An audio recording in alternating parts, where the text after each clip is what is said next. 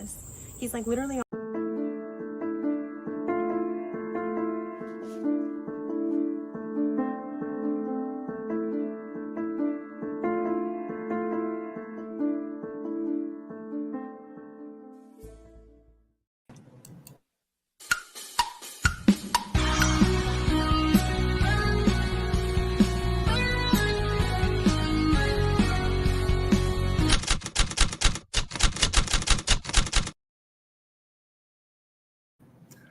Welcome to tonight's show. We got some special guests. Well, welcome to the Seekers Chronicles Paranormal Historians. I just wanted where history meets the paranormal. That's what we basically want to do is, tie them together somewhere and tell the history and the paranormal that goes on with it. Well, I'm here with Kim, the ghost history medium. And Jenny. Hello. Welcome to episode two. Episode 2. Yeah, we made it through. We had a couple glitches on when I started the show before with a couple things, but it worked. So the start. So tonight, Jenny, you can have to announce what we're doing tonight. Sure. We are featuring tonight the Van Vechten House in Bridgewater, New Jersey. It is 400 years old, and the land is even older. We have a lot of history to share with you. And our guests tonight, our wonderful guests, are from Full Moon Paranormal. Yeah. We have Susan Page, Nicole Civittoni, and Lisa Lascola. Hey. Hi, guys. Hi, ladies. Our Hi, good friends. welcome. Thanks for having us on. Thanks for coming on. Thanks. Yeah, we were looking forward to have you guys on, and you're going to have another one pop up soon. Another one of your members. So we're just going to keep her a secret right now. Be a surprise. She's going to make a dramatic entrance. Just in time to do all the public speaking because you know how much she loves that. She loves it. Yeah, she loves it. She'd be standing behind you when you do it, like she always does. So this place has a lot of history, and I haven't investigated there, but everybody on the screen has. So I'm the man out right now. So Kim, you want to tell some of the history of the place? Yes, but actually, how did we even get to even investigate this? Well, yeah, it's a great question. Lovely. Oh, that's right. I'm sorry. Jewel gem of a location that is it's very close to being a virgin historical haunted location. So yeah. Very close. Minor investigating going on there. And a few people there who are self-proclaimed sensitives, and that's great too, because that's helpful to us. So it was actually I who came across this place. I know Kim had heard of it in the past, correct? You had done some research on it. But just one day, I just accidentally went down this street near me. And when I say near me, I mean I could hit it with a stone. If I threw a stone, I could probably hit it. And there's all these warehouses and trucks. And I thought, well, I'll just turn around down here and here. And all of a sudden, this amazing, colonial house came up. And I was, doing what we do. I was like, oh, what is this? Kind of thing. And luckily it was on a day that it was open, and I just walked right in that front door, and that was it. And I was like, whatever it takes, I need to investigate this place. Yeah, like we were saying in the previous episode of how locations kind of find us. Yeah. I do feel like this is another location that kind of found you, Jenny. And like you said, I had actually been there. I didn't know anything about the place. Oh. But because it's the Historical Society for Somerset County actually operates out of this building, I had been there 2019 before the pandemic to actually do research on another video and another location about this, about a place in Somerset County. It was for Bound Brook. So I had been there, but I didn't know anything about it. I didn't even really read the history or anything. I was just like a sole person walking in. But yeah, amazing how these places kind of come back to us. Yeah, so I just took a wrong turn, and there. Yeah. And what's the name of the place? The Van Vechten House. Van Vechten. Right. It's called the Derek Van Vechten House, actually. Okay. I'll show the sign of it so everybody gets to see that. Yeah. So some more history about this location. So as Jenny mentioned, the land obviously goes back for eons and eons, and it was a part of the Lenape Native American tribe. And it was in the late 1600s, in 1694, that Michael Van Vechten, or Von Vechten, or we can all say it in an accent if we know how to, this land. And his family has been on this land, I'm going to say about 150 years. There's a little bit of a sketchy area, as there usually is when these families have these houses for hundreds of years. Sure. But the family has been passed down from family member to family member. So it was Michael passed down to Derek. And Derek was there during the American Revolution. And there is some significant history there. Then it passed down to another Michael, which you know how that goes, how the family members have the same name. Then it goes down to a Richard, and Richard was the last one to own the property, sold it in about 1840s, is kind of what I could gather. So it's been in the family history for almost 150 years. But the most significant thing of the history of this, and why it is actually in the National Register of Historic Locations, is its significant part in the Revolutionary War. So Anthony, if you want to pull up, there's a clipping there that says the houses or the encampments, because in the winter and spring of 1778 to 1779, during the American Revolution, this house housed General Quartermaster Nathaniel Greene for the whole winter period in this house. And he's actually like Washington's number 2. Literally, they said if Washington ever got like injured in the war, that Nathaniel Greene would have been like the next one up and would have been our president, right? So he's really, really, really significant. And to have a picture of him. Is that what you're talking about? We have a picture of him too. Perfect. Yeah. So this is Nathaniel Greene, General Quartermaster Nathaniel Greene. And he lived there with his wife, Catherine Greene, also known as Kitty. And there's some drama with that. We'll get to that. And so during this encampment, there were multiple houses in the area that housed Washington and the Wallace House. Nathaniel Greene was here. And they kind of had, you know, everybody jumped from one house to the other, having all these like British parties and all this stuff, right? We're going to get to that as well. So after the Van Vechtens had the house, then it was sold to a bunch of different people. There was actually quite a bit of changing of hands, and it became a farm, a very well-known farm called the Riverside Stockyard.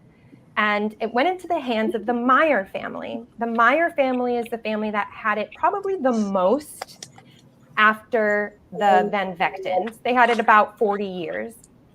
And then after that, again, it was kind of gone to this developer and that developer. And as Jenny said, like you drive down this street and it's just development, like an industrial park. And then this old house, right? It's so out of place. It's bizarre. It is bizarre. Yeah. And then from there it passed to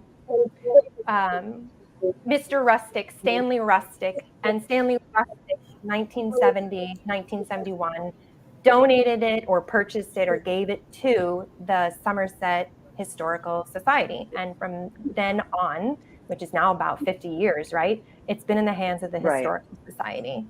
So that's sort of a nutshell, not nutshell, of what we're getting ourselves into here, of the kind of information we're picking up there. Yeah, 400 years of information. You have the Native American trails. Do you want me to put that on screen? Yeah. Put that up because this is fun too. So I wanted to show this here, just of how significant the Native American, actually the trails in the area were to where we were doing this investigation. So that red star is where this house is. It's right on the Raritan River there. And Somerville, you can see, is to the left of this. And one of the main throughways for the Lenape is just north of this. So they would have gone up and down this whole riverway and would have been very close to this farm, the whole land of this. And there was like 800 to 2,000 acres that were owned at one time. So yeah, really close proximity. That's wild.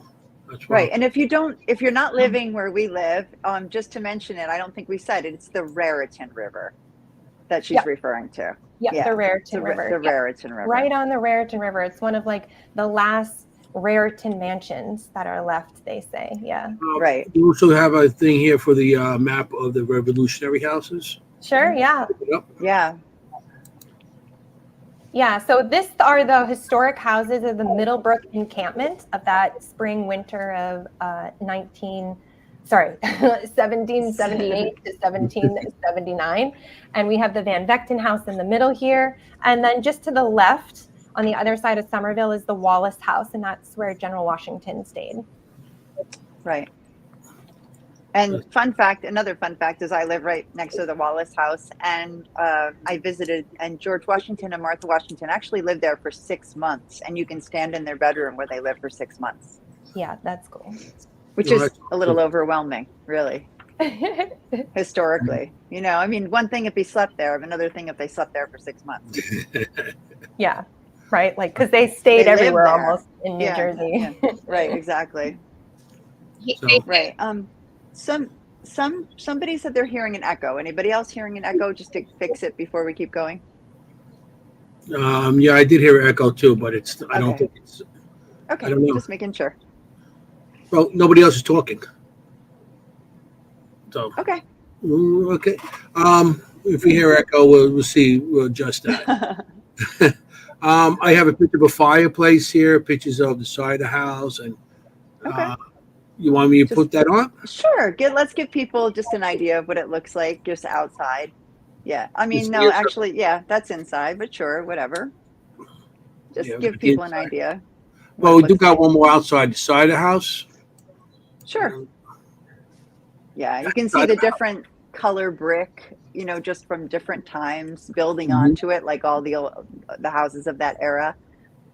Yeah. You could tell when you see old house what era just by the color of the brick or who the brick maker is. I mean, but that's beautiful brick. And Kim has a fun fact about the brick. Yeah, so the original house that was on this property was actually built by Michael, the grandfather, or the one who's first moved there. And they believe that house either burnt down or was destroyed somehow. And then they built this one. And then it was expanded on in around 1830. And this brick, and it's a miraculous brick, right? For being so old, I was like, why is it so well preserved? Well, apparently it was all imported from Holland. So it's all that very good Holland, Netherlands mud and supplies. Yeah. The mud from that wet ground. Yeah. Right. So good. Yeah, I got one more here. And this is a library. The library one. There's Nicole. There's Nicole. There's Nicole. Yeah, there's Nicole. And she's staying we'll there. Talk all about it. With a glass and everything, when we look like she's ready to take a book and read. She does look very scholarly. She looks. That's a nice way to say nerdy. Oh, hey, you know, like I say, talk nerdy to me. Nicole and Susan, what was your first impression when you came upon the house? We're gonna get that off, Nicole. Okay. Kind of like what you guys said. We came around the middle of nowhere, like you're surrounded by warehouses, and we're going down the road, and we're like, did we miss the road? Are we going in the right place?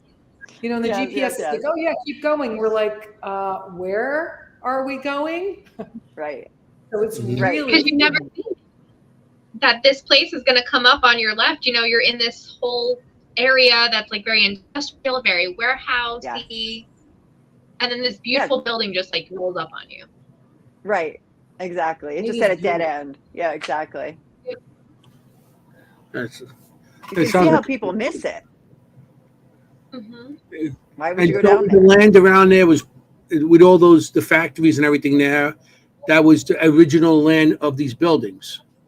of the owner of Yes. this There location. were many, many, many more acres, hundreds of acres. Yes, Yeah. on both sides of the Raritan, he had land. Mm-hmm. Was he a farmer? Did they plant? What was it? His trade? Yeah, it was mostly a farm. It was mostly a farm for many, many years. And I would say it turned into more of a livestock farm in the Meyer family. So around 1889 is when he bought it. And from then until the 1940s, it was a world famous, actually, Holstein cow breeding facility. Oh, really? Yeah, awesome. Right? I know. I know, right? Right here in New Jersey. Right in the middle of Somerset County, New Jersey. It's okay. Cows. Yeah. Yeah. Yeah, it was huge. Huge.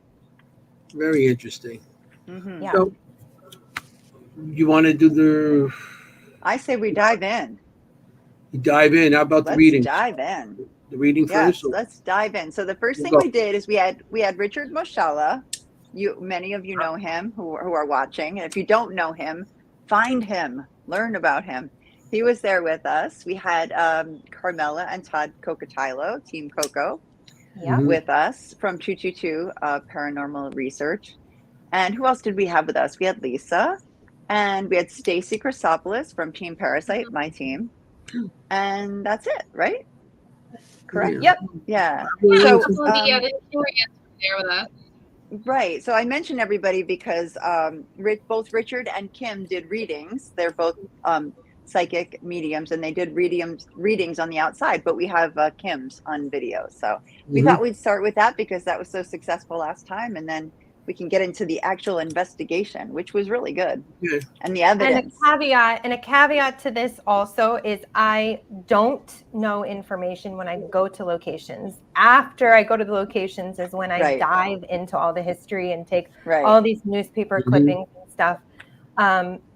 So take it with a grain of salt. I always say if you're reading psychically or mediumistically, what you see, I like to have it backed up with evidence, but that does not necessarily mean that what you're seeing or experiencing did not happen, because the history books obviously didn't capture everything, every event, every name, every person.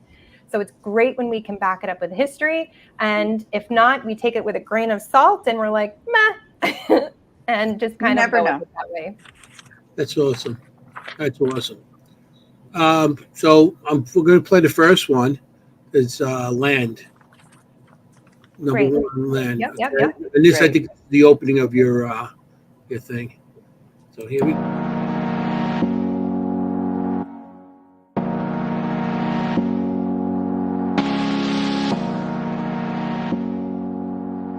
So I'm seeing this area flat for miles. It's just flat, treeless for miles and miles and miles. I feel like this was a massive farm. I want to say livestock. I want to say cattle. I want to say crops, but I'm mostly wanting to say livestock. I mean, the whole area is just flat. Even behind us was just flat. This house was put here because of that road was there originally. The main road that we came in was there originally. And then this was just off of the road. They're like, not much is left. Not much is left of what this was. Not much is left of what this was. So they're telling me that this house, I'm going absolutely back into the 1700s with this house. This may even be, I'm going to say 1740s, 1720s. I mean, like very old. And the land and the property, I don't know. I don't think this was the first house that was built on this property. I think this is the second one from the family. That's interesting, because you said the road was originally there, and we looked at the map with the Native Americans trails. So that was probably one of the roads they were talking about that actually probably they paved over it and they cut through and used it. Very interesting. Yeah. And you didn't mention the bridge, Kim. There's the Van Vechten Bridge. You're right. I did not mention the bridge. Tell us about the bridge, Jenny. Oh no! I mean, that was a huge bridge back a long time ago. It was called the Van Vechten Bridge over the Raritan River. A huge source of traffic. But it's interesting because you see it all flat and cleared, and people often think, right, if you go back to Revolutionary time, everything was wooded. Most things were cleared because they used all the trees for everything. So your vision is actually probably what it did look like for miles and miles. It would be a clear cut. That's awesome. Yeah, right. And you can't see the river. That's a good point. You can't see the river right now. So, well, they fill it in. You just can't see it from there. It's just not visible from the trees and everything, right? Here's the second one.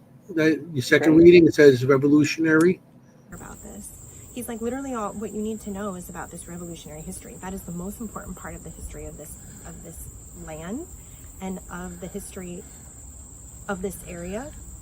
The Revolutionary War started here. Drama. I don't know, there's drama here about it. So what they're showing me is secrets coming in, knocking on doors, secrets coming out, secrets coming in, knocking on doors.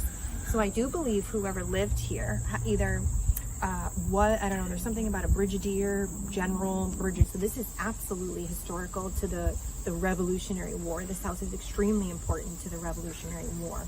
A meeting here of importance. So what I'm seeing is generals sitting down at a table and their knees are crossed, their legs are crossed, and they're sipping tea. This is tea that they're sipping, and they're having a really intense conversation about strategy.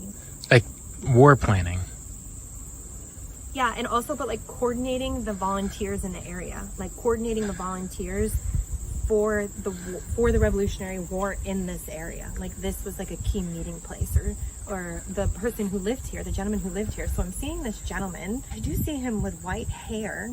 So I do believe he passed into his later years. I want to say into his 60s or 70s. And I do see him rounder. I don't see him being extremely thin. I see him being rounder. I see him with facial hair as well. And he's wearing boots, but they're muddy boots. So these would be riding boots, but they're muddy riding boots. So he would, working class, but prominent and wealthy in the area. Yeah, he's showing me that he literally had to make a stop. I don't know if it was on this road, but he's showing me at some point in the town and in the community, they set up a stop. He's showing me setting up a stop. They gathered together and set up a stop.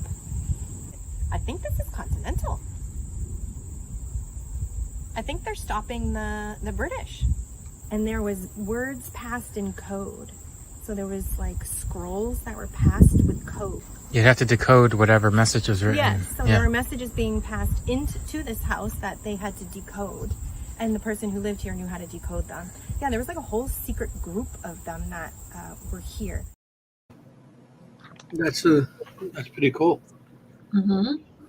The especially with the decoding back then, they did have the Revolutionary War with George Washington. He did have spies, and the reason I found that out because in Oyster Bay, Long Island, there's a house. I forgot the name, but it was one of the first spies of George Washington, and they didn't find out that until 1920s, where they found a letter that was to him that was buried in the wall from George Washington. Thank you for being a spy. And then they had books that they actually had the code because they used numbers. So you had a number, you wanted a name. So the guy touched with the code. They only seen the number of who it was going to, and they have a whole thing of code. So George Washington did have spies.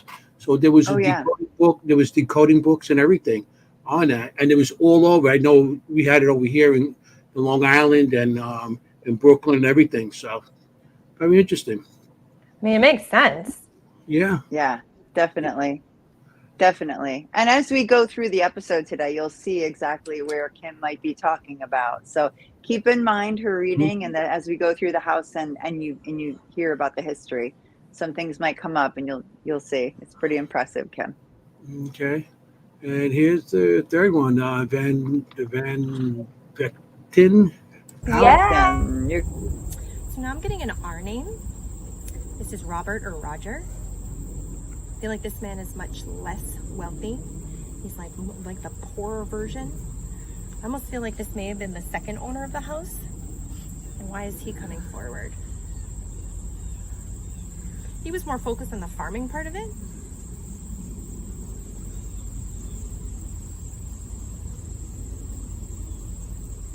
Less committed to the politics. But okay, so I feel like this man's family is now the one that would stay with the house for a long time. Like 100 years after this. 100 years, 150 years. He's showing me the tree. And again, he's saying, this man is saying buried on the property. I think this man passed in his middle-aged. I would want to say in his 50s. And he worked very hard for his life and his money. It was not as financially lucrative for him as it was for the person before him on this property. Again, I feel like this was the second owner of the house. I don't feel like this is the person who built the original house.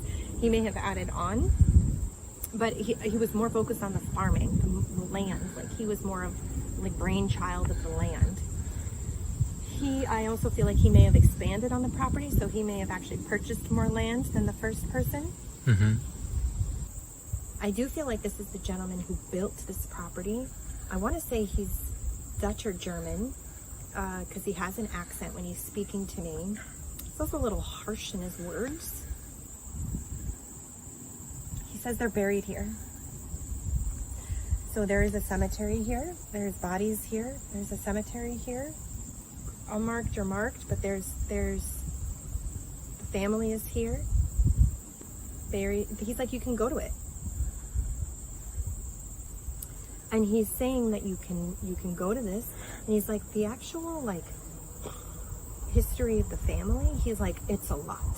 So I think there were a lot of kids, a lot of relatives. So he's like, if you try and pick out like one person from the family, like you're not going to be able to do it because there's just like so many. And he's like, they were all like a lot of similar names. So, but I do feel like this man was the head of the family. That's something. You said cemetery. Before, when I was watching your videos before we went on, I felt there was a bunch of children buried on that grounds outside. And I'll play the next one, then I'll elaborate a little more with that. But I feel there was a lot of children, and I think they died from some kind of plague or, something that happened back then, some kind of virus or whatever. But I think, because when I was watching it earlier, I had that thing with, there was a cemetery. I didn't watch this one through, so I didn't know you said there was a cemetery outside. So that was interesting when you said that. So that's pretty cool.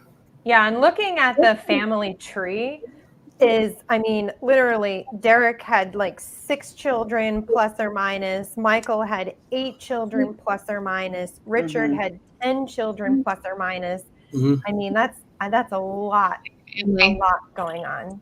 And we definitely picked up some evidence of children being there, and we will get that to Full Moon as well, because that was a really cool part of the investigation that you guys picked up. And so we'll get to that as well. But these children are important to this location. I feel there is when you said that, I was like, that's what I felt. I felt there's like a graveyard somewhere in there.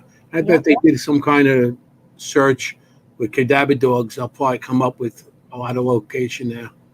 So there is a cemetery, a family cemetery not on the current property where it is that's documented, but they did actually build a church on their property, and there is a cemetery that's still there associated, but the church is now burnt down. It's about a half a mile away, if I'm not mistaken. Yeah, and there's also 2 graves separate it's Michael and his daughter. Yes. Was there any slaves on the land or any kind of servants and everything? Yes. So that could be a separate cemetery also. Oh yeah, they had a lot. Plenty. They had a lot. Because they wouldn't be buried. They wouldn't be buried with the family. They would have their own. Where It would be marked. And we would know where it is. What was that, Nicole? Sorry. Where are Michael and his daughter buried? About about at the end of the light at the end of the street. That's where the main cemetery is. But where you turned right to get to it. That's where the main cemetery is. But then the other one is closer to my house, like towards Somerville. And it's in the middle of an apartment complex. At the top of a hill, there's a little a covering, and underneath it, these two gravestones. That's interesting. Yeah. It's pretty neat. That is very neat. Just in the middle of a complex. The next video is marked, next reading is marked children. So that's why I said I'm going to elaborate a little more. Yeah, lots to talk about. So now I am seeing small children who have passed, and what I'm seeing them doing is I'm seeing them in dresses, and they're skipping around and they're playing. So they're playing around. Now I don't know if they have cameras outside, but I would imagine that they would see dancing lights or dancing orbs. I also want to say that they have either motion sensors. They're saying outside. So motion sensors outside, maybe these are lights. Yeah, I see them. Do they? That might be it. Okay. That go off. And they don't know why they're going off because there's nothing there. Those are the children. Those are the children bouncing around. There's multiple of them, varying ages. I want to say, almost all ages. But what I'm particularly seeing is there's a young girl. I do feel like this is our man's daughter, a young girl. I would want to put her 8 to 12 years old. I want to maybe even 8. I'm going to stick on the 8. Precious. E-name. Actually, the name Marcy is also coming up with this. Young boys as well. I see another one named Thomas. A boy named Thomas. They do tricks in the house. I'm seeing a jacket falling off. Somebody's chair, like a jacket falling off of a chair. I'm seeing books coming off the shelf. I'm seeing, and they're saying there's not enough toys in there for them. Okay? So I think they would like more toys. They love being outside. Like I'm literally seeing them like skipping and hopping and like having a grand old time. They would love to communicate more. They would love to talk more. They would love to be interacted with. That's very interesting. When you were talking, remember I made a drawing? Yes. Okay. Yeah. On that little porch on the side there, it looks like you can see there's chairs there and stuff, but there is a cutout in the wall that has a round arch on it. It's a beehive oven. Beehive oven, excuse me. It's a beehive oven. When you guys first went and then you're talking about it, and this is before we do it, I drew this picture. And you see the archway? Yeah. And you said it's a little girl that sets it off outside. Yes. Mm-hmm. Yeah. You know what I mean? Maybe I misled with the what do you call it, the stairs and everything. But I did see a little girl there. Like that. It makes sense. And there's an entrance on the side there, so maybe I'm just but that's, to me, that might be something, because you said there was children and everything else. So you never know. No, and we definitely did some investigating with children. Full moon. We got one more. Moon and I. We did. Mm-hmm. We got one more. It says sad woman. Okay, we'll get that, and then we'll go right into the other thing. Yeah. Okay. Mm-hmm. I'm seeing a moaning woman. She's upstairs. Again, I'm seeing lots of children have passed. She is a moaning woman. I feel like she lost her husband. This would be why she's moaning. She lost her husband. I feel like she's a middle-aged woman. I want to put her in her 30s or 40s. She's a moaning woman. It was desperately hard for her. I do feel like she's upstairs here. I feel like it's this window. Yeah. Okay, and that'll come up again as well. Okay. So. Yeah, let's get in the house. Let's get in. Let's get in the house. Let's get in the house. So Nicole and Susan, how did you like this place so far? You know, I mean, you guys investigated there, so how did you guys really think in it? When we pulled up, I felt a woman, and she was beckoning all of us to come in. And she was so excited to have us there. And she was like, come in, come in. Like, she was so excited because people were going to be able to hear. Awesome. That sounds like Kitty Green. She was known to be a really social, you know, she loved to have events and parties and things like that, and loved to have people over. So that's, you know, Quartermaster General Green's wife. Very young wife. We got somebody coming. Very young wife. Lots of scandal here. Scandal. We got somebody else. Lisa. Lisa. Hi guys. Hi, Welcome, Lisa. Welcome. Better late than never. Hey, how's the back feeling? The back feels a lot better. Thank you. Good. Yeah. You missed Kim's reading of the place, but we're going to go into the inside the house now and the actual investigations. Mm-hmm. So okay. We just asked them what did they think of the house. How would you like the house? Yeah. What did you think when you pulled up? Yeah. Oh, the house was amazing. I thought it was really cool and it had a lot of energy. Very cool place. Okay. I would have liked to explore the outside a little bit more. Felt like there was stuff out in the back that we never got to experience. Yeah, Kim came up with a lot of stuff back there. It was very interesting. You know. Yeah. Yeah. There's a lot of layers. A lot of layers. I know I missed it, but I was just curious, Kim, did you encounter any males working out in the fields, like kind of thing? Men working out in the fields?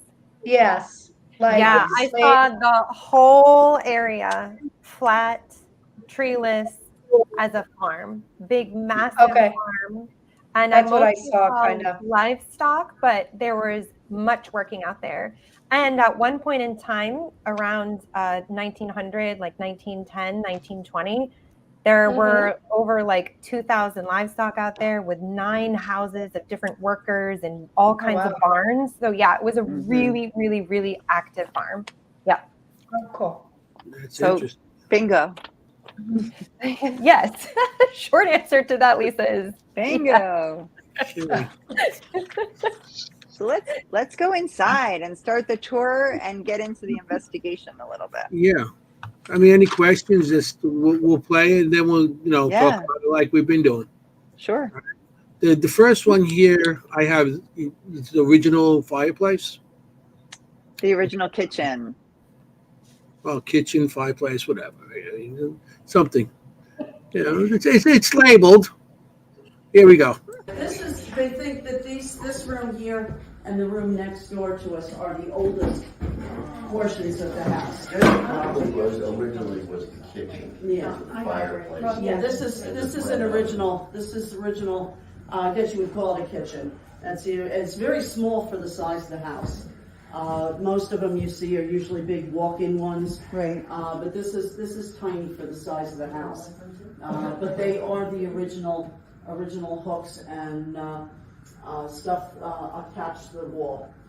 There is, on the outside of the wall, there is a beehive oven. Usually you see them inside. But we thought it was switched around, but we were told by somebody that it didn't look like that the actual construction was outside. So which is again an odd, it's an anomaly, for different things. So this is the oldest part above us and here. Well, the above was probably a loft area. When we go down to the basement is again another anomaly. We had a guy that's done some research in checking the house, and there's a section of wall that just sits in the middle of the floor that doesn't support anything. Nice. Can I just say, I can't recall her name. I'm so sorry. She was Jackie. such a wealth of knowledge. Jackie, yes. Oh my God, I'm sorry. Yeah, Jackie. unbelievable, right? She knew everything about that house. Yeah. I know, Yeah, and amazing. I did put a bunch of videos, just short videos of her talking about things because she could do a better job than I ever could. So I figured let her explain it, and then we can go into and see it a little bit. But yeah, that's the original kitchen, which usually back then they would have a separate kitchen, right? Like outside the building or in the basement or something like that. But that house actually always had a kitchen right there. And you saw the oven, right? You saw the other side of the oven that we mentioned with the arch. So. Oh yeah, that's Pretty where cool. it was outside, with the other side of that fireplace. That's interesting. Right. Yeah. And I just want to mention it is, nothing is original to the Van Vechten family at this point. You see lots of tomahawks and artifacts and things like that. It's really more of a museum at this point. So you have to take that energy into account as well. Mm-hmm. The moon ladies here. How did you guys feel in that room? Did you feel anything in that room, or?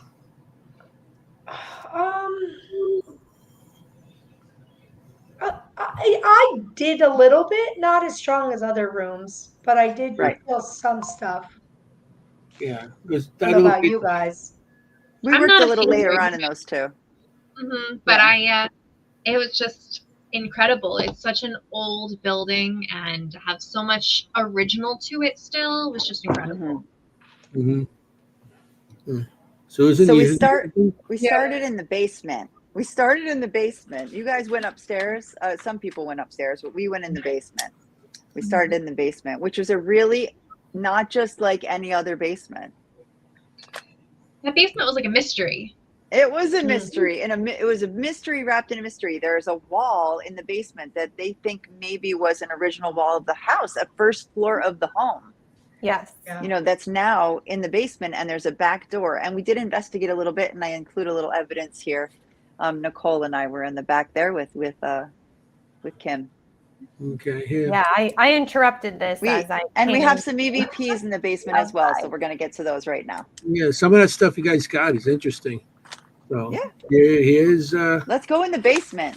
I believe this is what you could say in the basement, since I wasn't there. I feel so left out. There. Supporting wall for this portion that was the original house. There's a door over there that goes out to a Belco door outside. We think that may have been the original entrance to the house. And there's a toilet and stuff.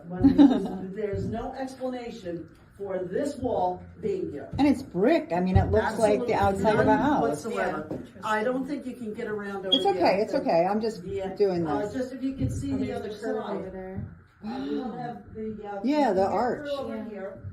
And there's two. I'm gonna investigate. And we have a brick flooring in here. The brick. That's interesting. Yeah, so that's the wall that they think is, the original wall, the bottom of the house. Well, Frank had a theory on that wall, didn't he have a theory that wall was supporting a staircase? Yes. So exactly. A couple of theories on that wall too.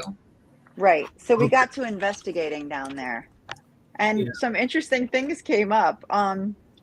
The first thing that happened is Nicole put her static dome down, and we purposely put it in the area where the back door would be, that people would be walking in and out, in the back by the arch, which we thought might have been another area of cooking. Kim?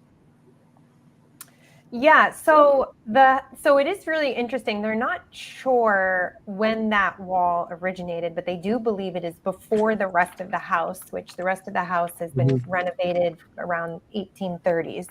Right. So there was originally a 1.5 story house, but they are not sure if it was back there, or if it was kind of to the side where the other kitchen was. So it is kind of up in the air. It's a mystery.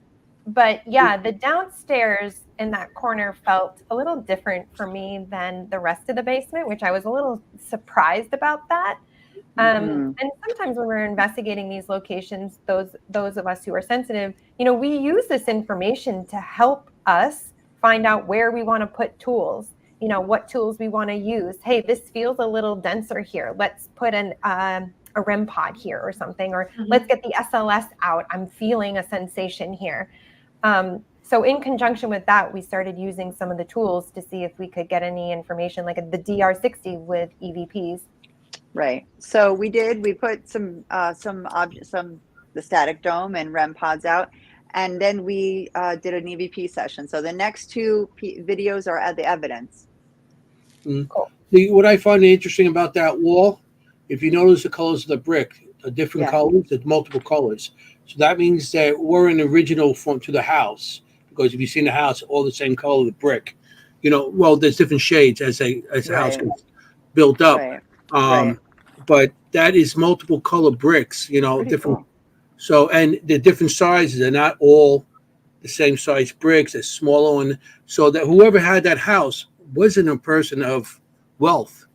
If they did have a house there one time, wasn't a person of wealth. They used whatever they had. And at that time, it could have been something from other houses.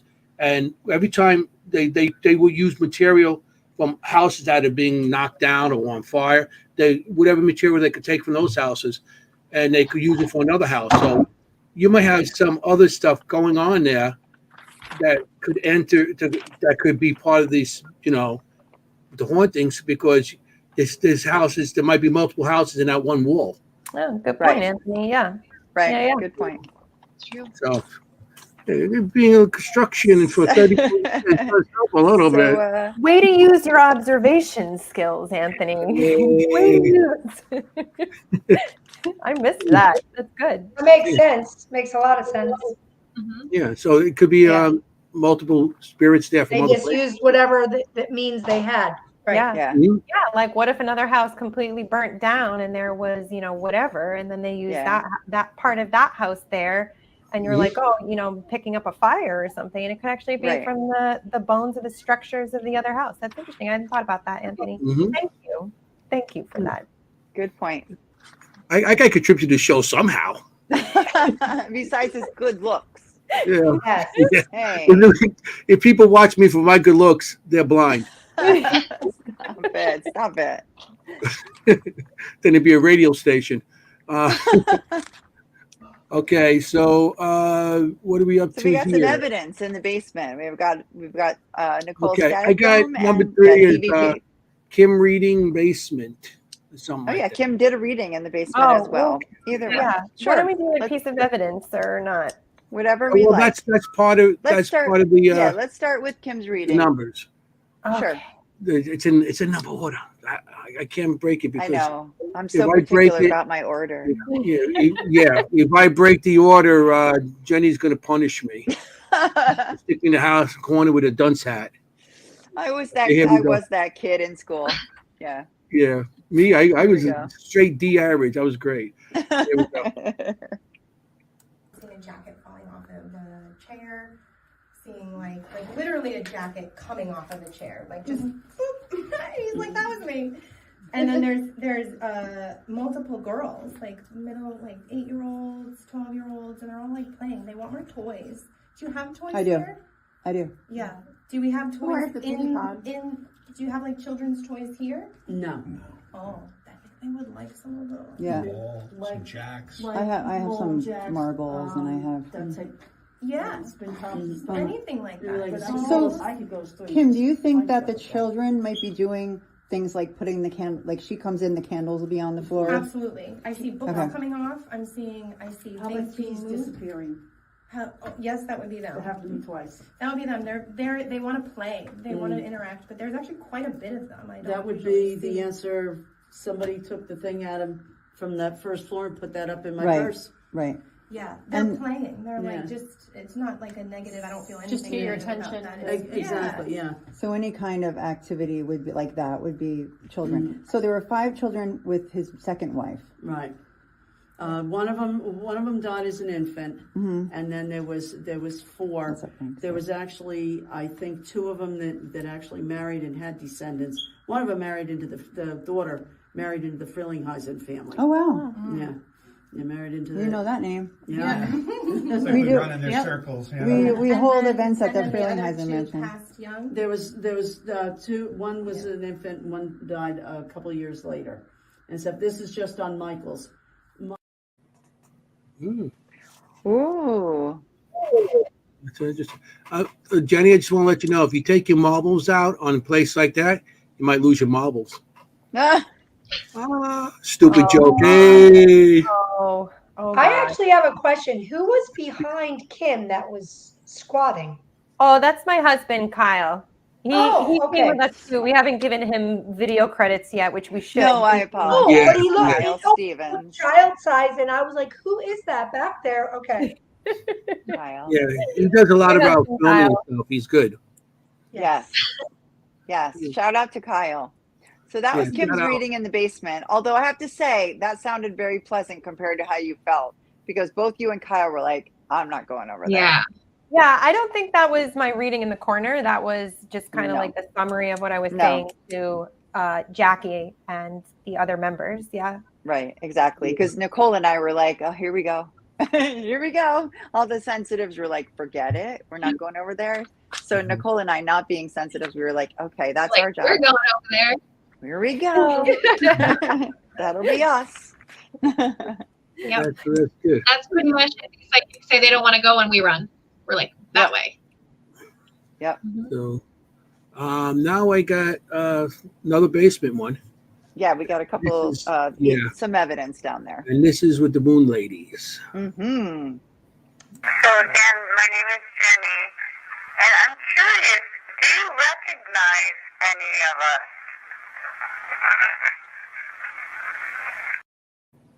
That's interesting.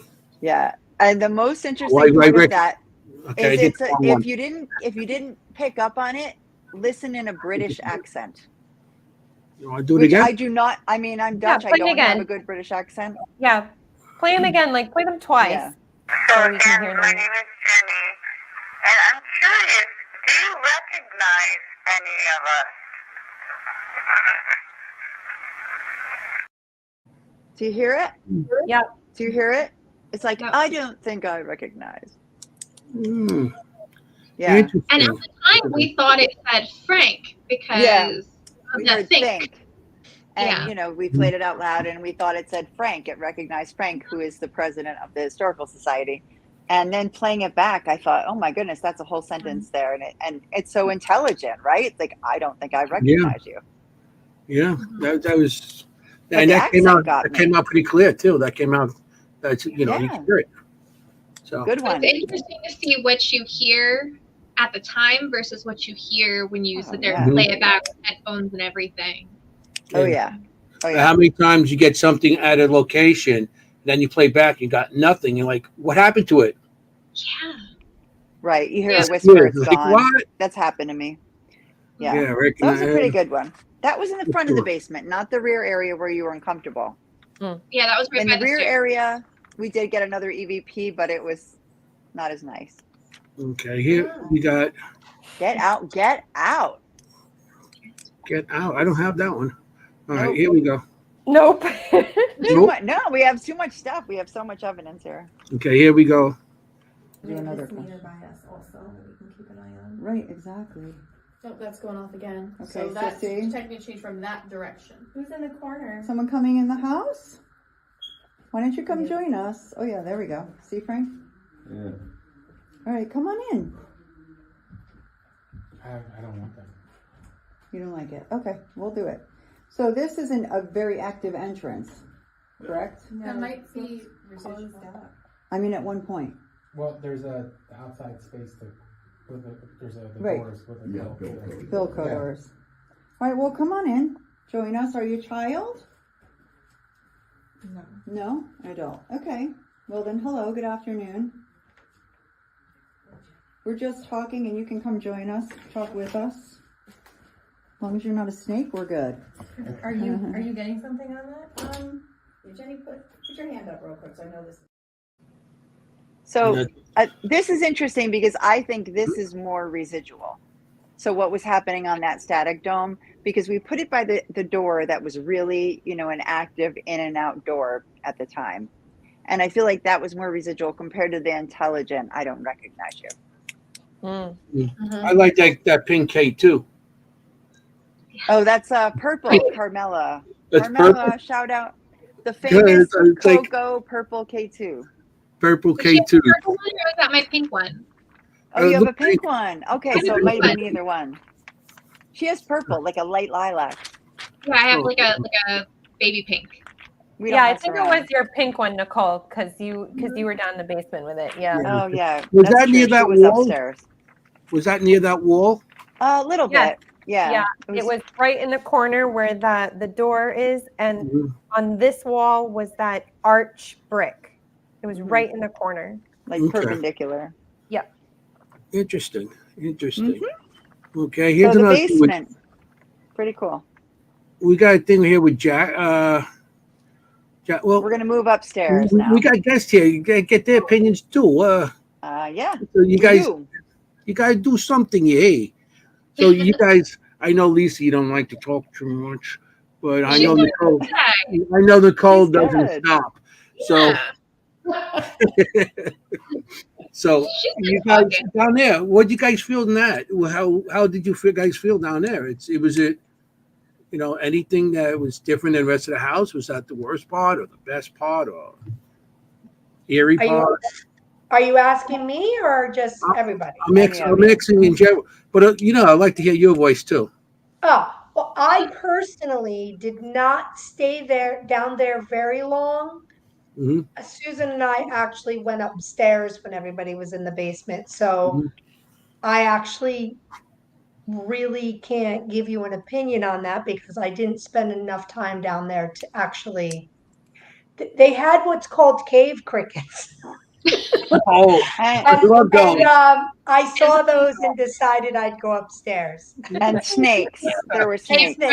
Snakes too. Oh, so I was like, I'll let these girls do this area. I'm going to go upstairs. So Nicole would probably answer that the best. You could go into places with plenty of ghosts and haunted and everything. Yes. But you put a cricket in there, you're like, I'm out of here. No. Yeah, it was not crickets. They were cave crickets. Okay, have you very seen large. Yeah, I know. I was at a location where I just had a flashlight. I'm walking down this big tunnel. I'm walking, and the guy goes, "Put your flashlight above your head." I put it above the head. There was like thousands crawling across the stand. And I kept on walking to the end. Yeah, I understand. They fall on you and stuff like that. I'd be like, "Yep." I'll take the snakes over the crickets. Yeah. What about you, Susan? Did you get a feeling about the basement? No, the same as Lisa. We just went down for a quick visit when everybody was on the original tour. Yeah, we had to split up. Yeah, we had to split up. So everybody was trying to spread out. Big. So It's deceivingly big. It is. Mm-hmm. Like it seems really small from outside, but there's a lot of rooms. Yeah. It felt very odd down there, just like weird, but I didn't give it enough of a chance to really like feel, you know what I mean? Feel it out. You'll come back. You'll have to come back. I will come back. Good. For sure. But not to the basement. No, I will. And the snakes. Oh, I got lost. What am I up to now? We went back upstairs and to Jackie. Let's go back to Jackie and talk about the famous portrait. Yeah, well, when you go on investigation, you don't want to stay in one big group. You want to, you got to separate. That's the only way we get evidence. Yeah. You can't stay one group. Yeah, we do. And we'll get. Believe me, they were in some pretty active rooms, which we're going to get to next. Okay, here's one with Jackie talking again. Death about the portrait, right? No, the death of somebody. Right. It starts rebirth. There. I don't know. It's just here. Rebirth of somebody. Rebirth. I don't know. I'm just here. Amazing. Eric, who was his son, he was born in 1699. I just like behind Jackie. You see the person looking in the hall there? Carmela going like she's just peeking in.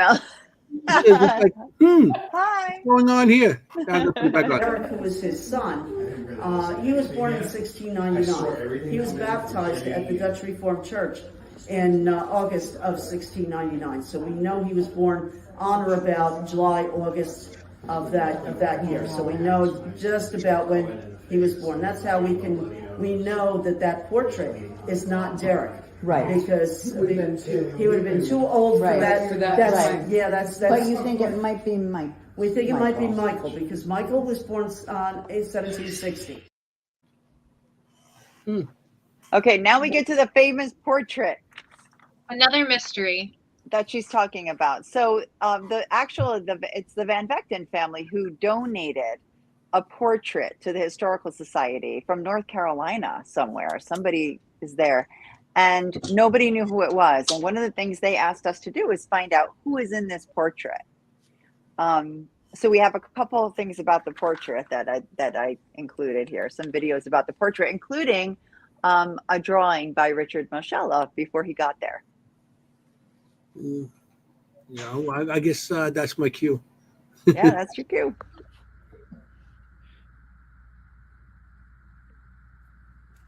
These are Richard's drawings of a woman who's prominent in the home. Heavier gentleman in the older part of the home. And this, we believe, is the same person. This is left side of property. Look at this man with a collar and a sword. And then look at this resemblance. When I saw this picture, he drew this outside before the place was unlocked. And look at this. He didn't even know about this portrait. He'd never been here. Look at that similarity. With the collar and everything. Look at that collar, that high white collar. Exactly the same. He's amazing. Richard Moschella, people. Here. Spirit artist. Look at the closed set eyes and the eyebrows. Here, I'll put them together. If I can. Ready? I'm gonna leave them with the hair.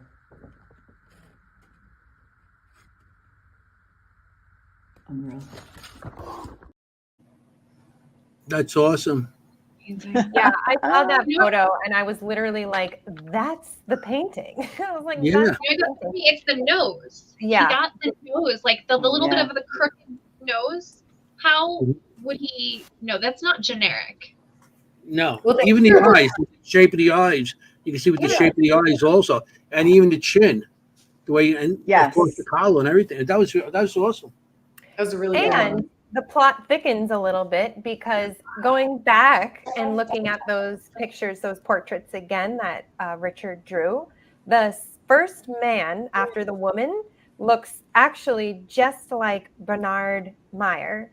There's a photo of him I found in a newspaper clipping, and it actually looks just like him. So I think that's probably Mr. Meyer that he drew there, would be my guess, because he also is having the overalls and he looks a little bit later in time. So like that's amazing. Yeah. That is something. That's very cool. Yeah, I don't have the clipping to show you that, but I really think that's him. I mean, there's multiple spirits there. It must be. Didn't the woman match up with someone as well? I think it looks like Kitty Green. Wow. I've never seen a picture of Kitty Green, so I don't know. Yeah. But I mean, do we all agree that picture is the portrait? Oh, yeah. Oh, yeah. Hands down. I mean, yeah. Which is very talented. Very talented. Amazing. So, I mean, it didn't solve the mystery. It just was, okay, Richard's drawing of the portrait before he got there. But we did get a response. We asked who's in the portrait in an EVP session, and we got a response. Yeah. Is that the response? You have one of the videos here, and there's an EVP with it. Is that the response? Yeah, portrait EVP. You want me to play that now? Yeah. Yeah, that was. So remember, it's not Derek Van Vechten, but they think it might be Michael or somebody else, but we don't know at this point. We have no idea. So we ask. Okay, here we go. Can you tell us who's in this painting? I'll do it again. Can you tell us who's in this painting? Michael. Do you hear it? Michael. Do it again. Clear as day. That is clear as day. Oh, Susan, you hear it. Okay, good. Okay. You guys want to? You can hear it, or you want to do it again? You can do it again because it's so good. It's so clear. Yeah, it's really clear. I could play it all the way to So 10 o'clock if clear. you want me to. It's so clear. It's so Here we go. clear. Can you tell us who's in this painting? It's That so is clear. You would think Michael. somebody in the room said Michael. Yeah, but we were Yeah. all there. Because it's so I mean, we clear. were all And there. at the end, it sounds like it starts to say a last name at the end, but like cuts Yeah. off. But the Michael Yeah. part is so clear. So clear. Yeah. Mhm. I mean, we were all there when we asked the question, so we know that, nobody else was talking. We were in a circle in the room, the pretty frisk room, which we will get to. Yeah, and that's just to be next, clear, anyway. this would be Michael, Derek's son, because Right. there's a Michael who is Derek's father also, and that really threw me for a loop who we were Right. talking about. But it would Right. be Derek's son, Michael, who Right, based on was his born clothing. in 1764 and died in 1831. That's interesting. Most definitely. Very cool. Yeah. Yeah, So we I were mean, able to solve an age-old mystery for this family. that's it is. And since it said the name there, because it's sitting there, that means that spirit's at that location. Or it's attached to that Maybe. picture. No, I would necessarily say that because when you ask a question, spirit may know. So it's not necessarily somebody who is actively there or actively present. It can just be a spirit responding to your question. Another spirit, Someone you mean? who recognizes it. Someone Okay. recognizes him, That's fair maybe. Yeah. But what it does say, it's an intelligent spirit, Yes. intelligent that Yeah. knows what we're asking and can give us an accurate response. And it's a Right, male. right. Male said it too. Yeah, it was a male. Yeah. It's a male. Yeah. So And that's very cool. You yeah. know, and Richard have the drawing of it, and then that. Yeah. That's really That's cool. paranormal lasagna, baby. That's Yeah. layers. I love that. Layers. So what I love going to locations, one of the things I love being a paranormal investigator or a paranormal historian is being able to help these questions. And I know it's kind of, wishy-washy. We're getting this information on an EVP and a DR60, so you can take it with a grain of salt.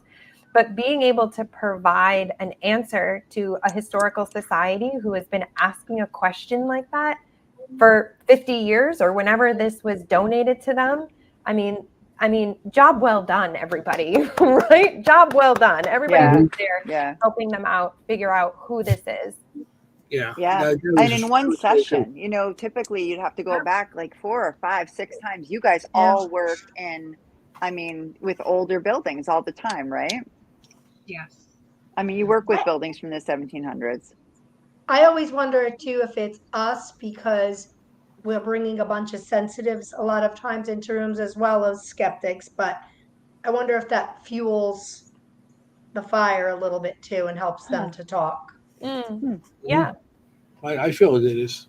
It's only, when you bring people that's sensitive and everything, I feel it like opens it up and it's like a magnet. It draws spirits that usually can't associate or contact anybody because they're close to it. Now you got people that are open to it; they'll come in. And they're like, "Wow, they can hear me, and they can sense me, and I'm gonna say what I need to say while they're here." Yeah. Yeah. Right. They're asking. They don't have to be on the location. They'll come from other locations just to be there. Right. Yeah. I'm sorry. I think it has a lot to do with the energy of the group as well. Like we have a very good group that's really used to working together. Mm-hmm. And I think that affects the activity you get from the spirits. Mm-hmm. That's such a good point. Yeah. That's such a good point. We are all used to working together, and Richard and the Cocos and everything. We're all used to working together, and we sort of, we have that vibe. Yeah, we bring positive energy to a lot of these locations. A good group of people. Yeah. And we bring positive energy. Yes. We all seem to like each other for some strange reason. I know. It's like, hey, but we all like each other, and that's the whole thing. If you got the positive energy and you bring it in, you're going to get positive back. Okay, of course you're going to get some negative because some spirits don't like positive, but it's okay, But that's what I think. Sure. They draw to us because we each are different we like cartoon characters. Each of us, somebody likes a different cartoon character more than the other, and they get drawn to you. They feel that the spirit could associate with you a lot better than somebody that's closed or just don't want to, just ignores it. Yep. And like Kim mentioned before, go ahead. I thought that going there, because Jenny being Dutch and it being Dutch, I was really like, are they going to be more open because of that connection with her? Yeah, good point. Yep. Yeah, that's positive. Yeah, and they even know the language and everything. So. Yeah. Right, and they took a look at me and they thought, well, put some clogs on her and put her on the front lawn, like in a little statue. Yeah. So, our next video is Jackie, pretty little Frisky. The pretty little Frisk. We finally get to the most famous thing about the home. Okay, here we go. Here we go, the Frisk. The pretty little Frisk. And Nathaniel thought this was the neatest thing since sliced bread and wrote a letter to a friend of his up in Rhode Island, Jeremiah Wadsworth. And we have on the wall there with the pink surrounding is a facsimile of the letter that he wrote. That's so cool. Yeah, telling everybody about how General Washington danced with Catherine for up to 3 hours without sitting down. How about that? In this room. And this room here. Isn't that cool? I love that name, Pretty Little Frisk. We had a pretty little Frisk. So, it sounds so naughty. That is definitely not. It's a pretty room, right? Definitely not Derek, because that is not the cut of a cloth of somebody in the middle 1700s. That's more. I would say probably we were kind of figuring it's probably something like 1790 to about maybe 1810, 1812 with that. And we're going to try and figure out if that's Michael. We'll ask some questions. All right, we're holding. Let's move up. Move up, shall we? You guys, she want to know everything? 3 hours. That was pretty scandalous. And with Kitty Green. Yeah. Without sitting down. That's my favorite part. Without sitting down. Without sitting down. With those shoes, I don't think so. Those shoes, the old shoes that they have, the buckles and everything, and with the top where they dress, Yeah. And what time of year was it? Was it in the summer? Because there's no way nobody's dancing 3 hours in a hot house. No, it was in the winter. It was in the winter. They were there the winter. Oh, they might have been dancing to keep warm. Yeah. But you wonder, with the lady of the house, he was dancing. But then again, sorry, my cat, of course. George Washington was a general at that time. Yeah, well, he was the general. He was the general at that time. Yeah. Yeah. Exactly. It was fun that we tried to recreate that. Like we played the music and tried to kind of stir up. Why don't you tell everyone about that? What we did. So when we go into places, we try to kind of reenact things sometimes. So hopefully somebody would want to come out and relive their glory days at the Pretty Little Frisk with us. Yeah, we often find that music is a great trigger. Mm-hmm. Great trigger. Yeah. I got a record player and I've been meaning to bring it. I did bring it to Shanley, but that time and I forgot the the power cord. So that was shot. But I think that's so he sang. Trigger. No. Yeah. If I sing it's like exorcism, they're gonna be running away. It's like it could be Pell. So I think music is a great thing. I use it many a times through the years at different locations, and we were at the Brownsville prison, and we were down the basement, and we had a rampart like from the staircases going across, and we played music, and all of a sudden, like one of the rampart went off at the end of down the end of the hall. And then it came to the middle, and then it came to us.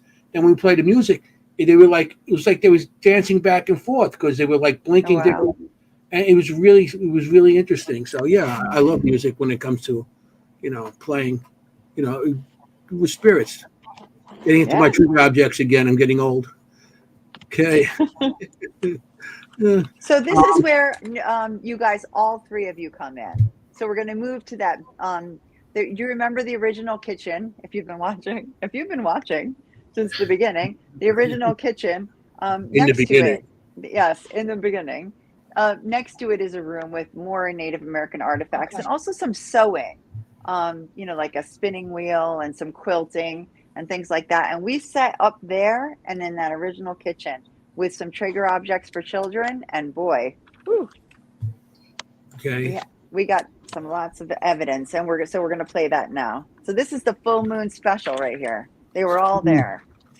I got a full moon for you, special too. I know. And that's really paranormal. So here we go. Are you still here? Gone. Wow. But there'd be no reason for that to just, when I said get closer to it and we'll light the lights, and it went immediately right up. There's a marble over there on the floor, a clear one with a red thing on top. Can you push that over this way so we can have it with all the marbles over here? It does something fun when you push it.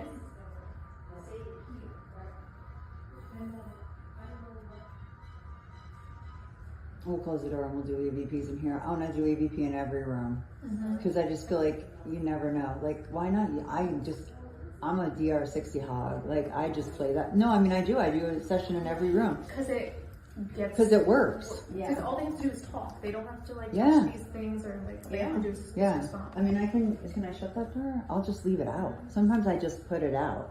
You know what I got the other day at the Willows? Allie was giving me a tour in the kitchen and I put it on the thing. I was like, oh wow, that looks amazing. And then right over me saying amazing, it goes, wow. No kidding, it wasn't me because I'm like, oh, that looks amazing out loud. Like I wouldn't stop, Yeah, it goes. The kitchen was amazing. Yeah, it goes, wow, right over me. I got some great EVPs there. This one keeps Yeah, that one looks just steady, but that was not. Look, it's dead now, and then it went all the way up when I said the that second was one's good. teetering a little bit, just a little bit. Okay, so clearly that wasn't the right video. I'm so sorry. Well, you got marked here. Enjoy us talking for a minute. No, you're fine. You're fine. That was the second half that was edited out. It's okay. Just like, this is what's going to happen. We just get started. So in the beginning of that video, our K2 is going off with the marbles. And we have, this is the interesting part, is we felt the motion detector and the REM pod in the other room would go off. And then in our room, it would go off. And then the other room would go off. And our room would go off.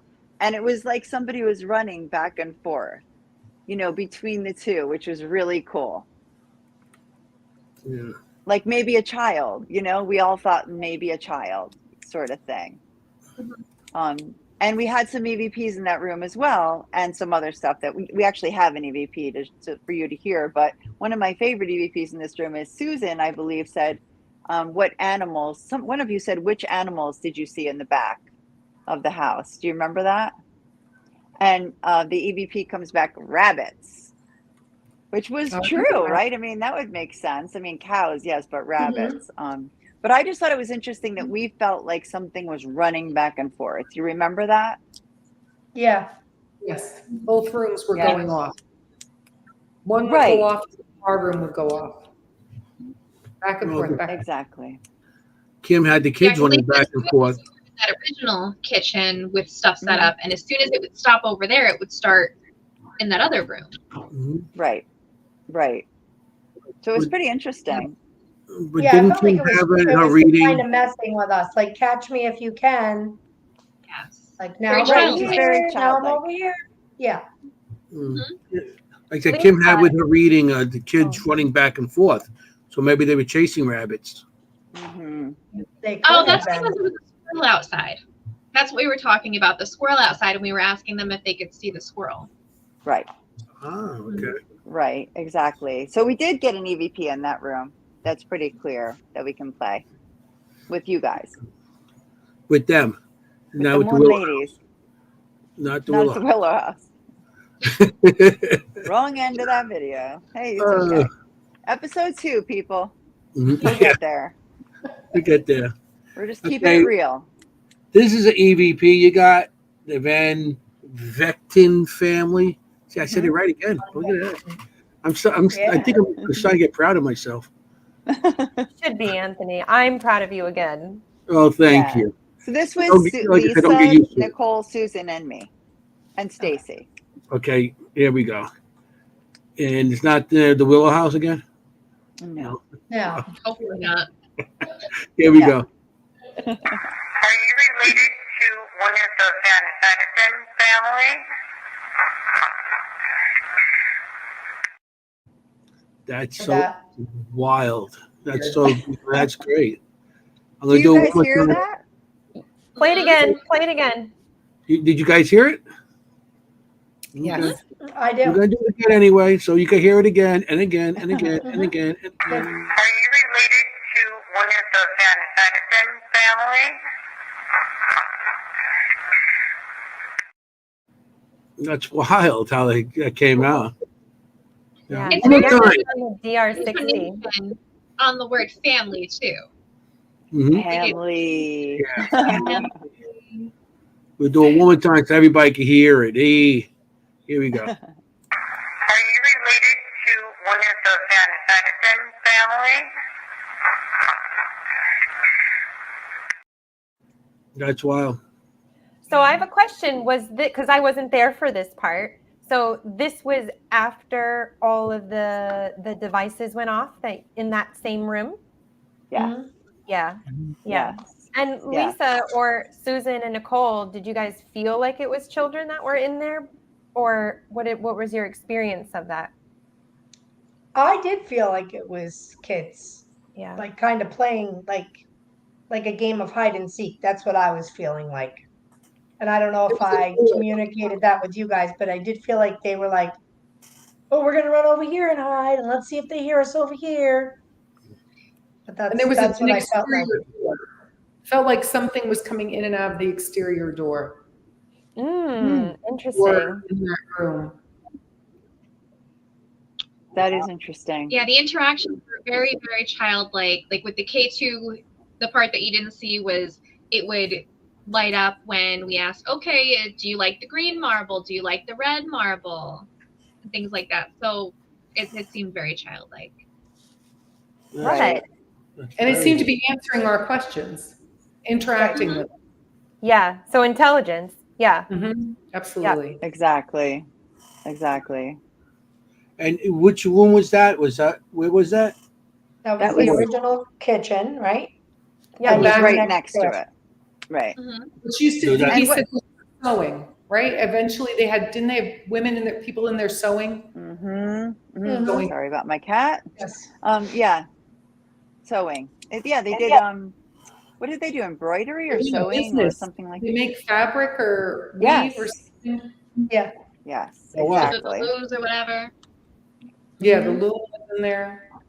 Yeah. So they actually made fabric there, and what, for the family, or they sold it? I think it was a business. Business. That right? Yeah. Yeah, they sold fabric, right? They had were in there. I don't remember. I don't want to quote that. Multiple women, right? Something about fabrics, but I don't know exactly. Right. And Nicole did an SD session as well. Do you remember that? Oh yeah. In there. And some of the words that going back and reviewing it, some of the words that you said were things like Indian, and you said injury, and I'm sleeping here. And that's interesting because, the Continental Army did stay there. That's funny. Well, Derek had mentioned that was on the property. The encampment was actually on the property. Right.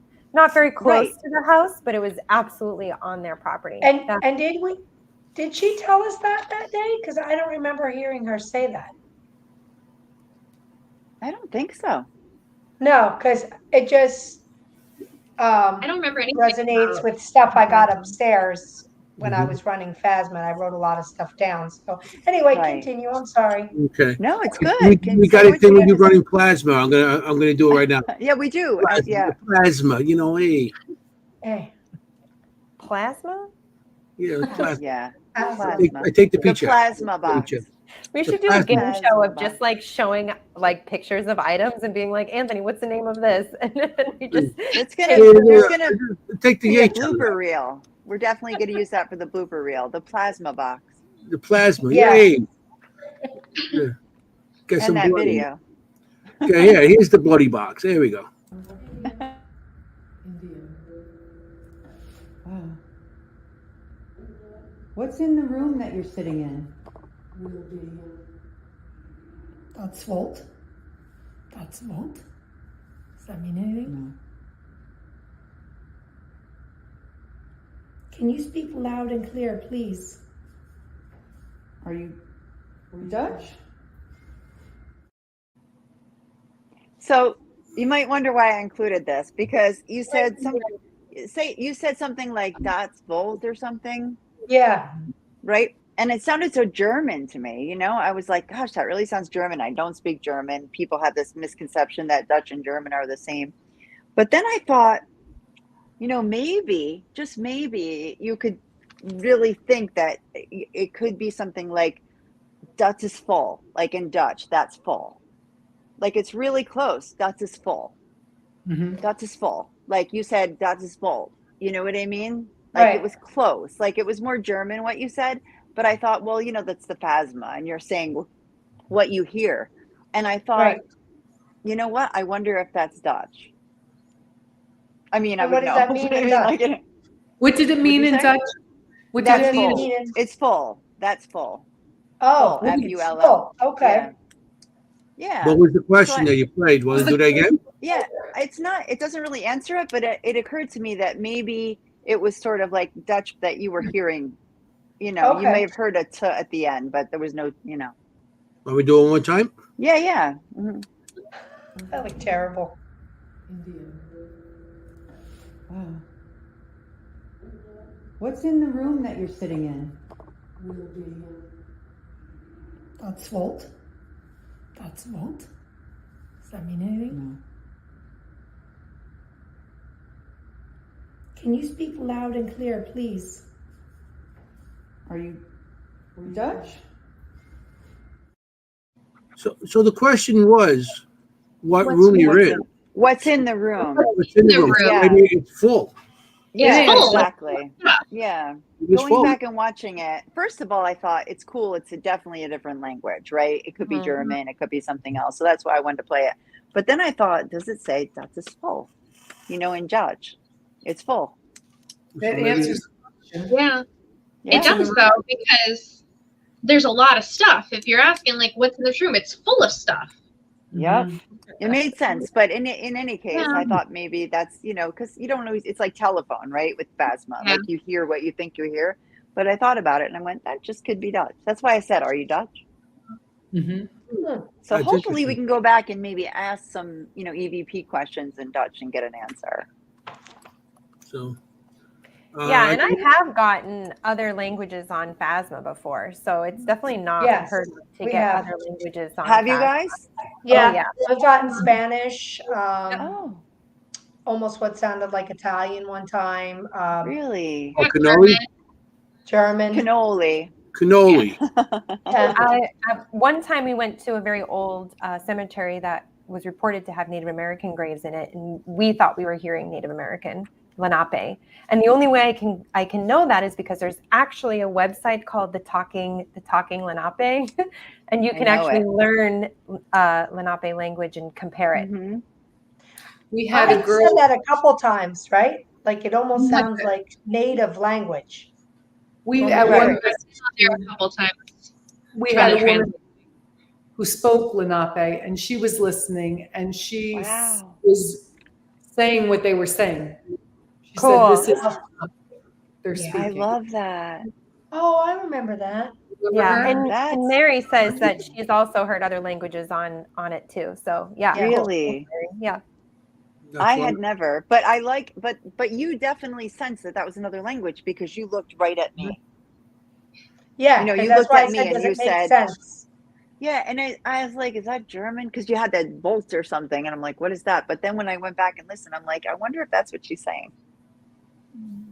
Could be. Yeah, it's full. It's a little too similar to be a coincidence. I don't believe it. You know what I mean? It's kind of a statement for her to say, an odd phrase that in Dutch would kind of answer the question. Sure. Or just be a common phrase. Yeah. It's full. Yeah. That's full. That's cool. All right. Now we got Jackie with Bernard Meyer. Here we go. A little history. Here she goes. Wow. There's two families. The family was actually had owners, absentee landlords here from when Michael passed away, the son of Derek.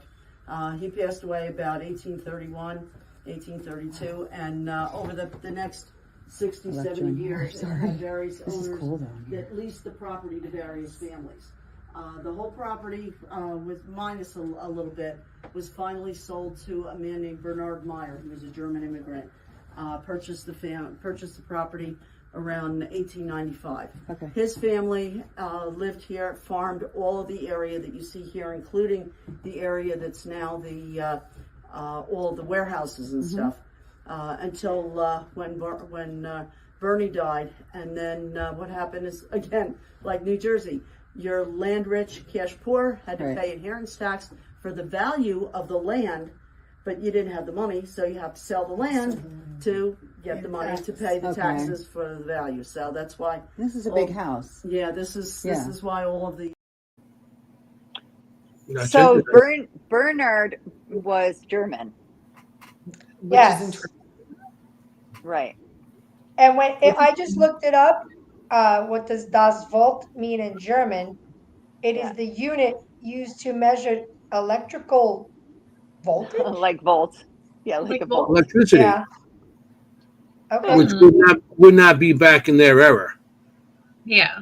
Right. No. Well, yeah, it could be for Bernard Meyer. Well, what was Bernard around? I'm sorry. Das Volk is a German word that means common people of the country. Oh, what's in that room? We are common people of the country. So what is in this room? Common people of the country? I don't know. That's us. Because now you're saying a German immigrant inherited the home, right? Yeah. So, German name.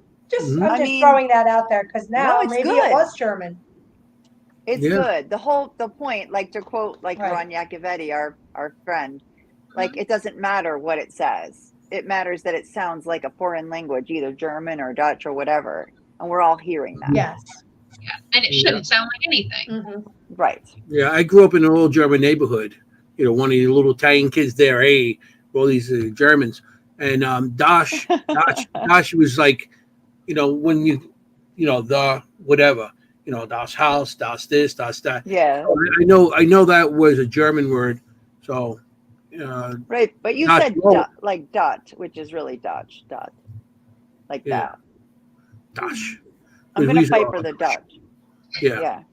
So, interesting. The only way to find out is to go back. No, I just thought that was interesting. I was just going to say that.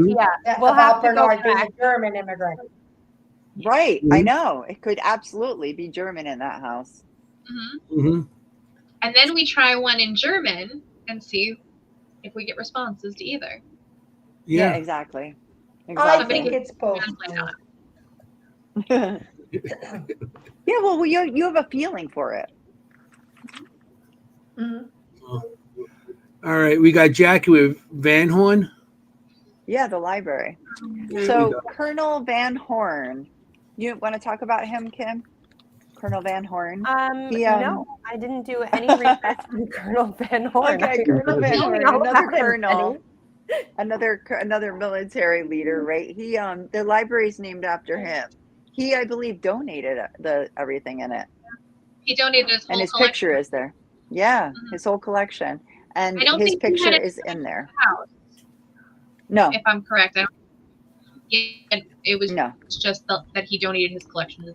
He donated his library collection, and Nicole and Richard loved it. Such a cute picture of you, Nicole. Yeah, we're gonna play. A lot of information. Hello, Colonel Van Horn. A lot of information tucked away. J.H. Van Horn. It says it on there. Okay.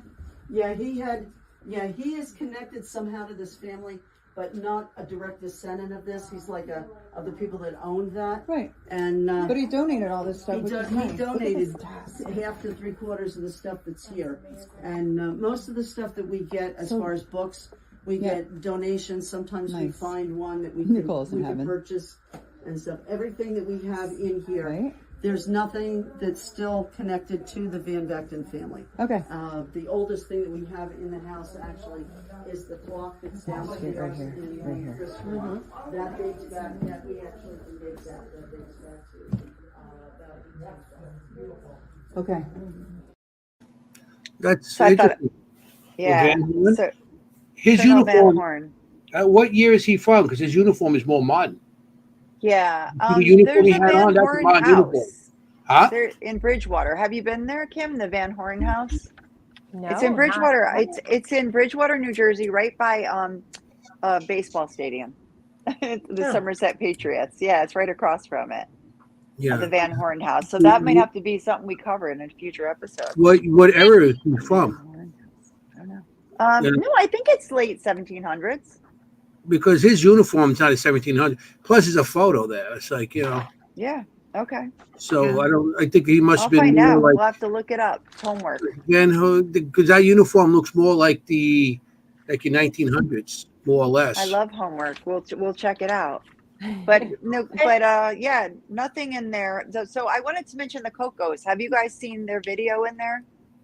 Yes. Okay. So the Cocatilos did. Yes. Did you see it, Susan? Yes. Right.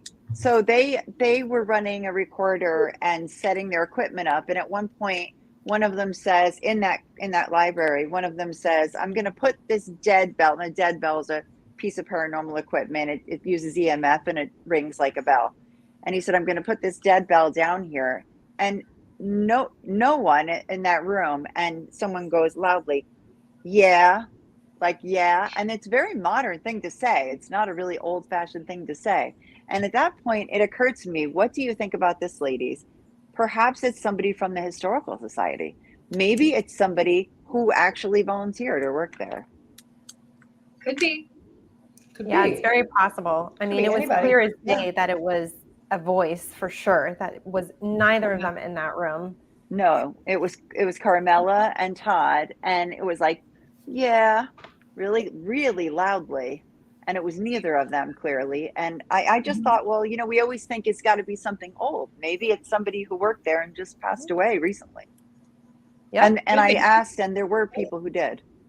Because you see how much that house means to the people who are working there and volunteering there. So of course, they go back and check up on it. Right, and they work there in that room all the time.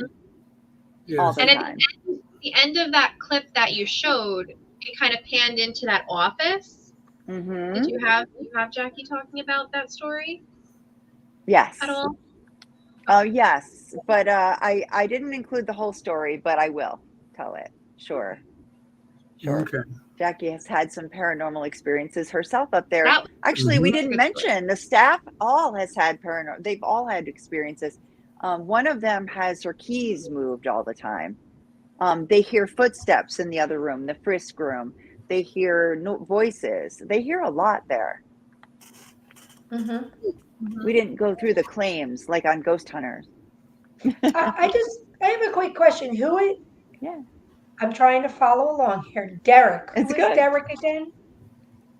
Derek is Michael's son, who Derek was living in the house during the Revolution. So it was his house during the American Revolution. All right, that was one of the names I got up in the library because I wrote everything down that I got. Just go ahead. Sorry. Yeah. Sorry. That's good. A big part of the house for sure. Yeah, it's called the Derek Van Vechten house. But also, fun fact: Derek Van Vechten was captured at sword point by the British. Yes. And kidnapped.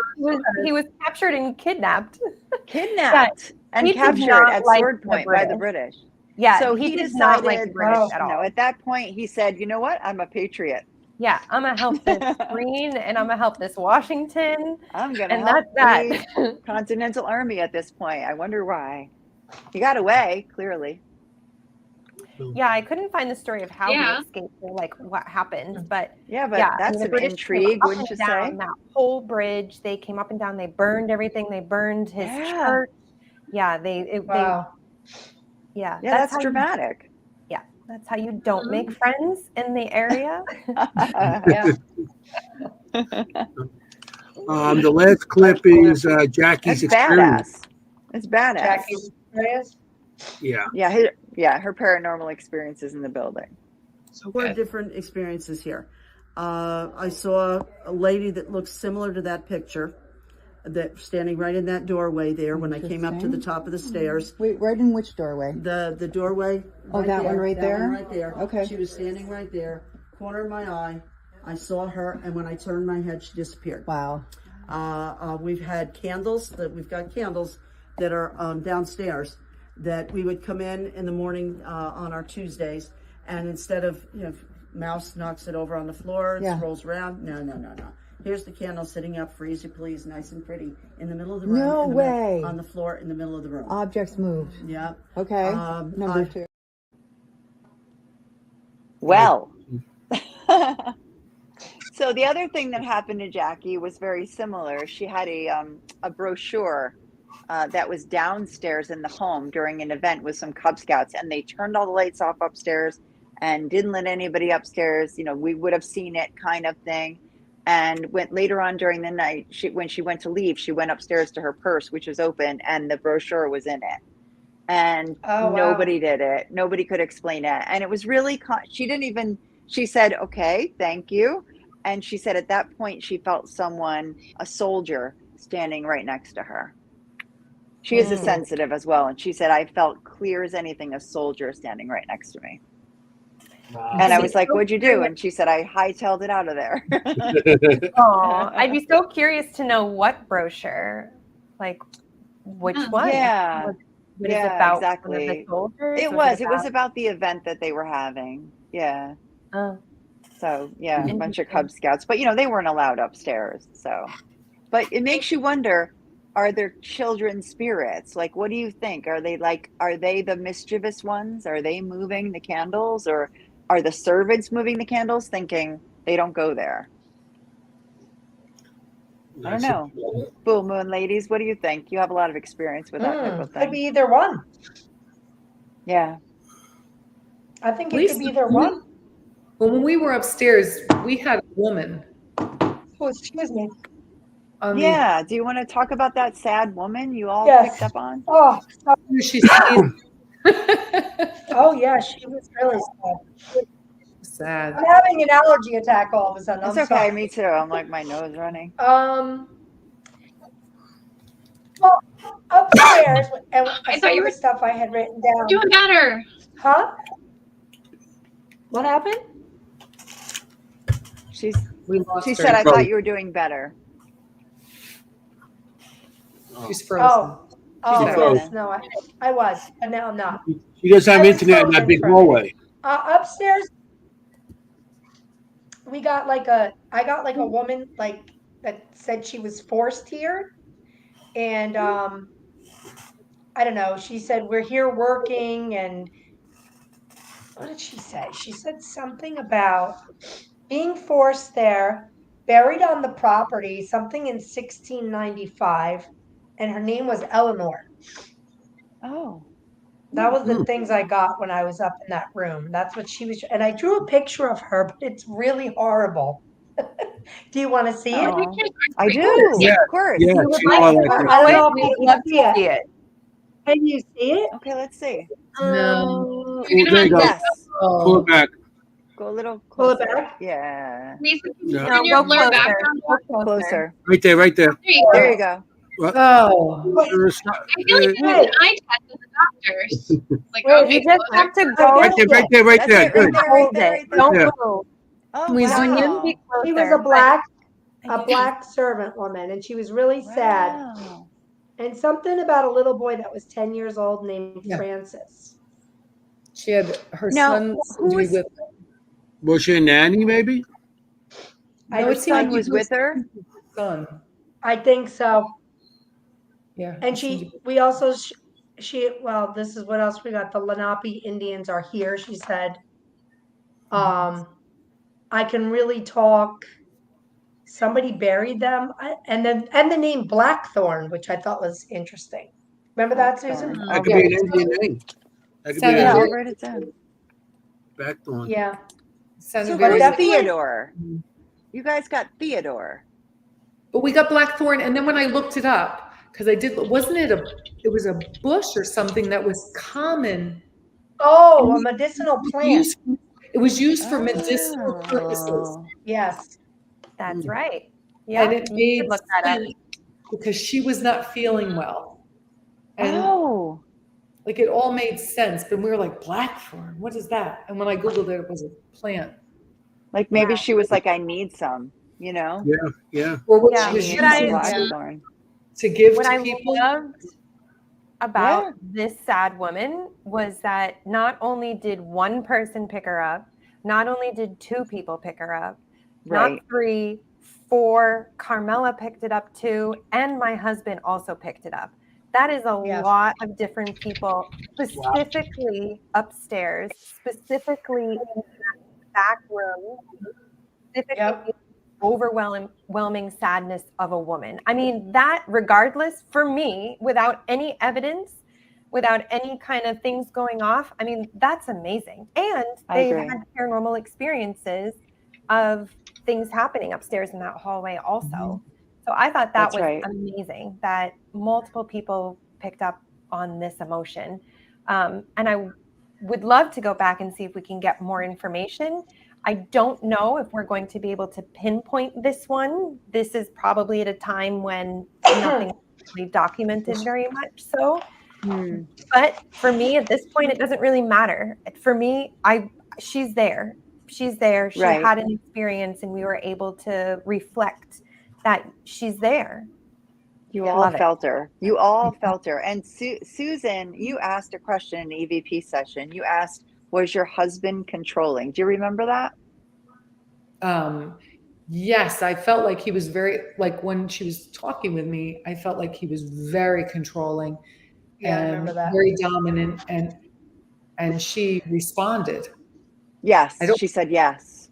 Yes. Yeah. And so then when we were in with Michael's picture and we were all in the circle asking, I just had this gut feeling that he was somehow connected to her. And when I was connecting like with his energy, he was just very full of himself, arrogant, very, self-important. And when we asked that, I can't remember exactly what I asked. I think it was on the EVP as well. So I used like flattery. I was like, oh, were you handsome or something? Like you must have been so handsome. He said, yes, I was. And we have it on the EVP, somewhere in that EVP where it says, Michael, he responded, yes, I was. And I was like, oh, it really is his energy. Because it was exactly who I was upstairs with her. Wow. I love that validation that you get. Like you get the feeling it was like that, and then you get the validation from the EVP. So that upstairs room that we didn't get to really yet was really part of the oldest part of the house in the early 1725 era. That was maybe the loft that she was discussing. Now up there also, the Cocatilos got that light anomaly. That was so interesting. At first I thought it was Richard's watch reflecting. There was like an interesting light anomaly. We don't like to talk about orbs, but sometimes we do. We have to. I mean, this thing really had a life of its own and a source of its own of light.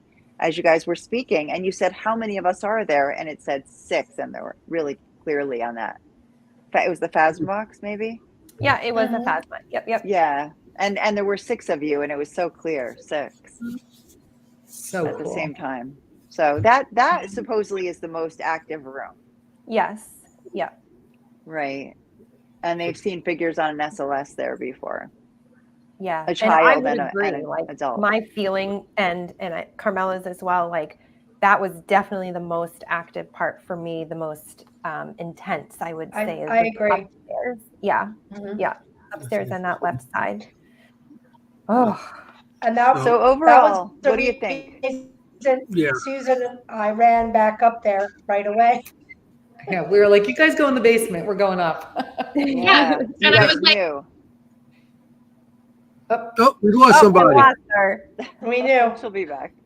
She had put another, water in the meter to come back. So that was the most active room for you guys? Yes, she comes. She's coming We back. didn't get a lot. We did not, when Lisa and I were up there, we didn't get a lot of like electronic things going off. We had the cat ball going off in the hallway. We had a little cat ball action in the room with us. It was more of like our psychic connection, our mediumship, and dowsing rods. They seemed to really like dowsing rods in that room. We did not get a lot of equipment going off. It was quiet in that way, but the dowsing rods were just going like crazy. It's good to know.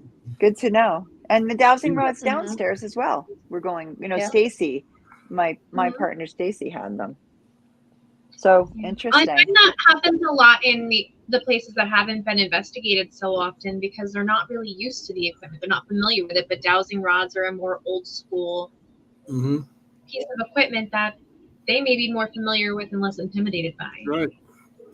Right. They're not used to things lighting up. They're not used to, from those, they didn't have that stuff back then, lights and stuff. The lights came from the stars or the sky.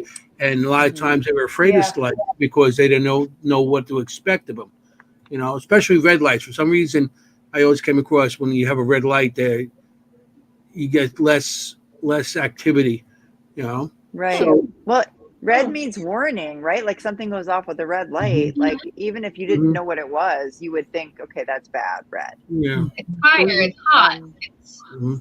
Right, exactly. So my favorite EVP, right. So what was your favorite EVP or piece of evidence there that we showed tonight? Anyone you can answer. Anybody. Anybody. I think the one because it sounds. She's I think she said Michael. The Michael. I heard her say Michael. I think she said the Michael. Michael was good too. Nicole, a little bit. Okay. Nicole, you need better internet in that hallway you're in. Yeah. That long hallway, you need internet. I agree with Nicole. The Michael was probably the clearest. That was good. Yeah.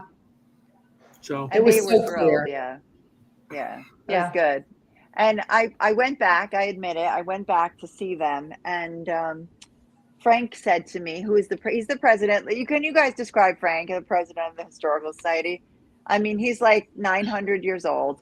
And right? Is he like, he may not be, but he's like 900 years old. And he's like a yeah. He seems like he'd be this grouchy old man, but he's not. He's very sweet. And he's very hoarse and like that.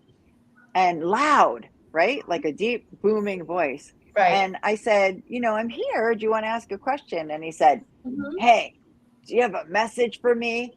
And sure as anything, the answer came back, yes. And that was it. Oh, what am I supposed to do? That's the worst. You have to wait till part 2 to get your answer. He was like, great. Okay. Because he was like, you have to sort of educate, right? Your clients, right? Because he was like, okay, where are the graves buried? Where are the unmarked graves buried in the yard? Why is this wall here? And I think they have expectations, like you're going to find all the answers, and that's not the way it works. That was a really good reminder for us in the basement too, because we went in we're seasoned investigators, and we started to do, and the people from the Historic Society, had never done that before. So we had to take a step back and be like, okay, hold on, here's what we're doing, and here's what you need to do. Right. And then they got it real quick. What I liked about Frank though, he was our naysayer. He was the naysayer when we got there. He was sitting in his chair and he was kind of like, let these people do what they're going to do. No, yeah. And then by the end of the day, he was with us. And he was like, he was totally in. He was like, okay, I can't deny everything that I'm hearing and seeing. And he was fully invested with us. You make such a good point. And when I went back and I played him some of those EVPs, especially the Michael one, he was like, all right, you got me. Yeah. You know, kind of thing. Nice man. And you are all invited back. That's great. We will definitely be going back. It was wonderful that you guys all came. So thank you so much. Yeah. Thank you for inviting us. Thanks for having us. Oh my gosh. I'm glad you guys put it out. The first investigation opens up even more questions, right? That you need to go Always. back and help. Yeah. There could be a part 2 to this too, and maybe I'll be involved this time. Do you have a message? Yes. Yes, Anthony. What is the message? Keep going. And we got 5 minutes to show. We want to give a little announcement of stuff we're doing before we go. Jenny, you want to tell about the Hollow? The Hollow. Sure. This Sunday, Kim, Anthony, and I will be at an event in Boonton, New Jersey. It's called the Hollow Beyond the Veil Bazaar. It's a paranormal and psychic fair. And other friends who are maybe on the show coming up will be there as well. Bobby Gallo and Richard Moschella, if you've ever heard of him. Will be there as well. It was have. So it's at 125 Cornelia Street in Boonton, New Jersey. It's Sunday, October 13th at 1 o'clock. I think it's 1 o'clock. 11. Sorry, to 5. 11. Yeah, and if you stay if you get the not the package, but there's a special the VIP package for the seance, and we'll be hosting a seance there as well. So. Right. It's at an Elks Club. So it benefits the Elks, and we can actually investigate the Elks Club. So pretty cool event. Oh, that's fun. Pretty cool. Yeah, pretty cool charity event. And also the public house. Yeah. I'm gonna put this. I got the thing on that. So if you want to talk about public house, there you go. Anybody wants to come out? This is an awesome event. We did it last year. We sold out last year, and hopefully this year we'll do the same. It's an awesome event. You get a dinner. The food is so good there. They got cannolis.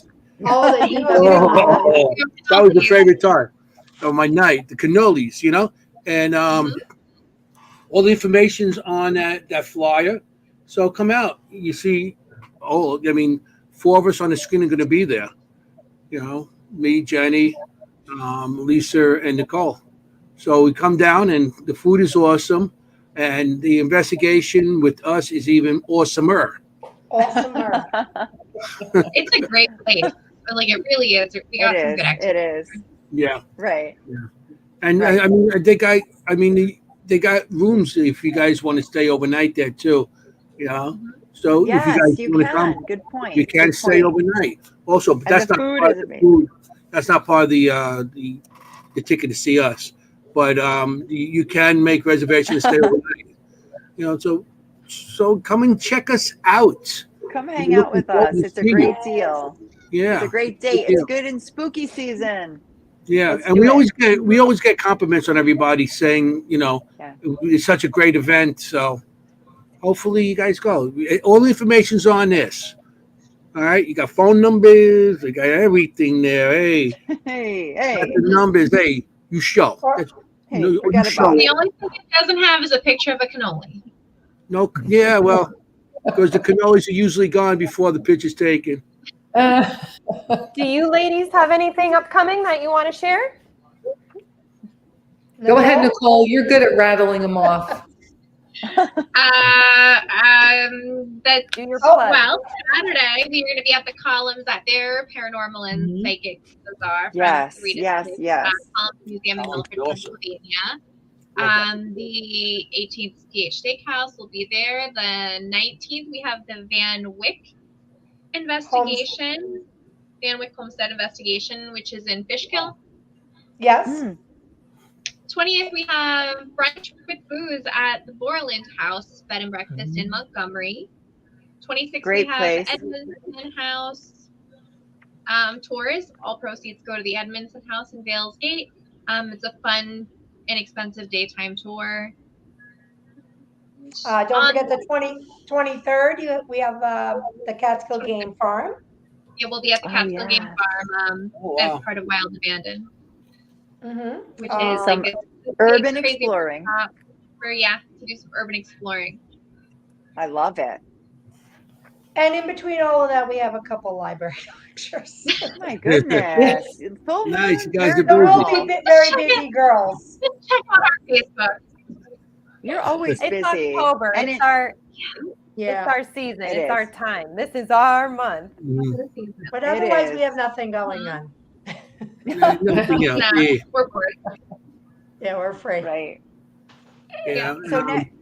So next week we are on our show. We have author Al Cooley with his new book Spencer's Ghost. Oh, very cool. Very Tune in for that little change up. Yeah, I mean we got to, this is October's our biggest month, and then we're going to November. But we got a lot of stuff coming up, and it's a great month for us. It's a fun month. This is what we do for fun. Imagine what we did. We do this for fun. If we didn't like it, we wouldn't be here right now. Yeah. So I got to say goodnight. The show is going in overtime now. We're going to have to pay extra on this one. You're worth it, guys. Thank you so much, Susan, Lisa. I want to say, for joining Thanks for us. having You're us. Lisa and Susan, thank you for everything. Thank you for joining us tonight. We love working together. The six of us work together so great. And, hopefully there's more to come, with everything. Maybe we'll have a part 2 of this, because it seems like there's more stuff to this building than there was, what we could get. Come back, please, to the Van Vechten house. Yeah, we don't have enough time to talk about it. This time we'll eat first. Yeah. Poor Lisa. I always have to eat before. I want to say good night to everybody. Thank you for joining us. Thank you, everyone. Thank you for joining the what's the name of our thing again? No. Seekers Chronicles. Seekers Chronicles, Paranormal Historians, where the history meets the paranormal. Ooh, I just came up with So I want to say thank you to everybody in the audience. I'm sorry to get a chat to everybody in the audience back and forth, but thank you. Thanks for your questions. Yeah, Thanks for you. sticking in with us. So we got to say good night now, and see you next time. Good night, guys. Bye, all. Good night. Bye. Bye. Bye. Bye.